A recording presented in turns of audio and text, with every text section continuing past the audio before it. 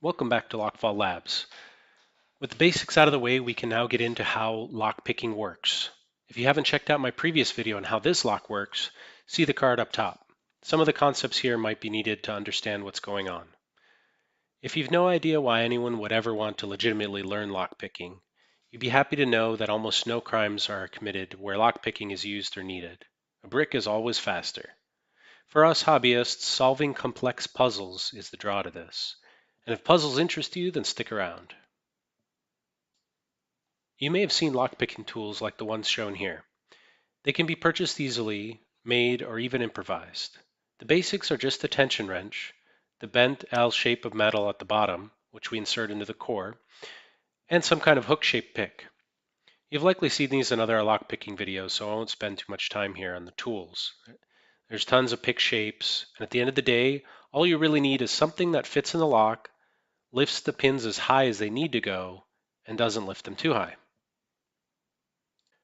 Now let's take a look inside this lock and see what's going on.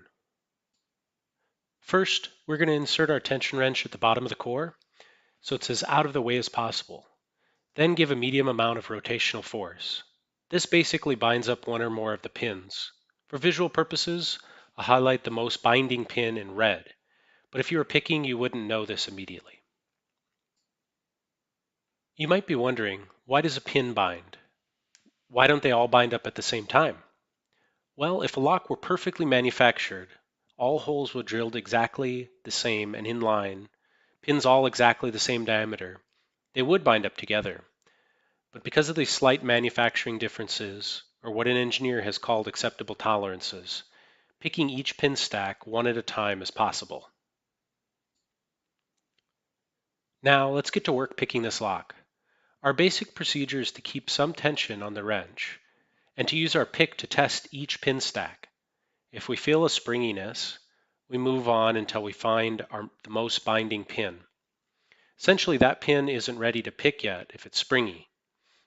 In our case, we can see our target in pin stack number 4 of being the bound pin.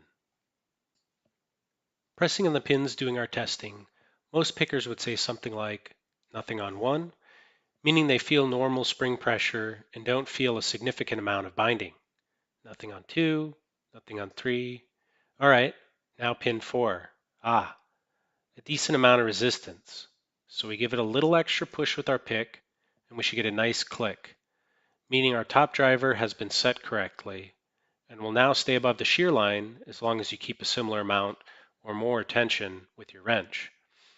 I've colored now the set pins to be green so we can keep track visually, but a picker will usually keep a mental note of this and start to map out the lock in their mind.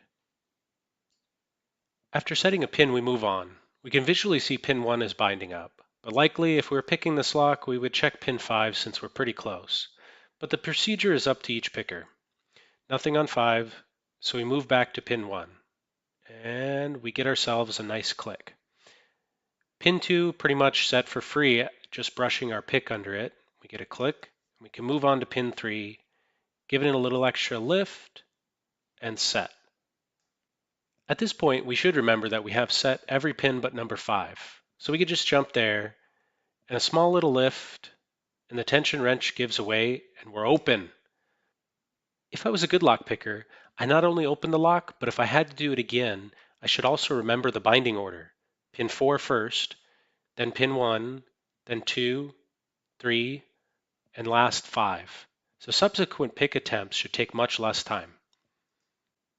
Lockpickers usually call that first attempt a blind pick, meaning you have little information about the binding order and ideally no information about the key. Almost every lockpicking video you see on YouTube is not a blind pick, unless specifically mentioned and generally demonstrated by taking a new lock out of a package or a sealed box. Well, that's all there is to picking. Find the binding element. It's a concept that can be easy to pick up, but hard to master until you give it a shot, and most importantly, practice. If you like this video, please give it a thumbs up so I know to make more, and consider subscribing if you want to be notified for future videos like this. Thank you.